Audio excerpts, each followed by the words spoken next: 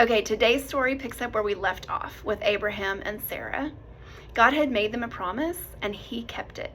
Sarah became pregnant, and she gave birth to a son. She named him Isaac, which means laughter, because she said, God has made me laugh, and everyone who hears about this is going to laugh with me. Well, Isaac grew up, and he became a young man.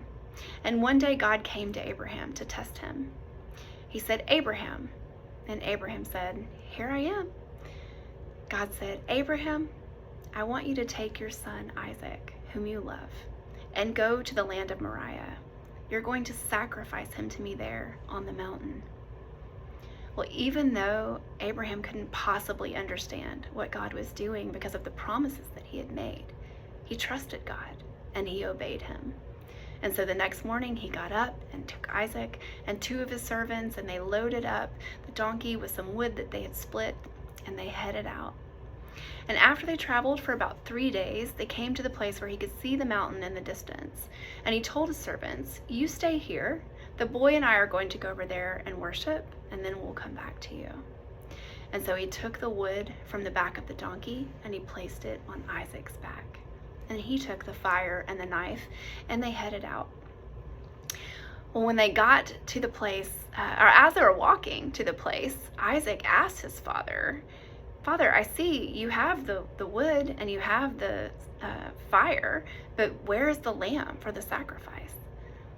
And Abraham said, The Lord will provide, son.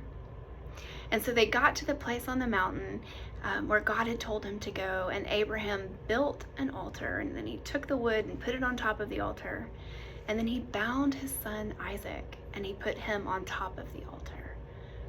And just as he took the knife and was reaching out, an angel of the Lord appeared to him and said, Abraham, Abraham. And he said, Here I am. He said, Stop. Don't lay a hand on the boy. Don't harm him.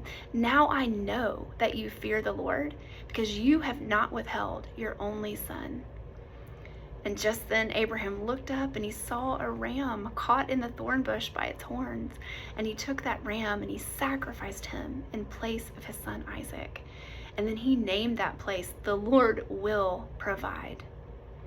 Well, God said to Abraham, Because you did not withhold your only son, I am going to make your descendants as numerous as the stars in the sky or the sand on the seashore. And one day, all of the nations of the earth will be blessed because of what you have done. And that is the 4th story of Christmas.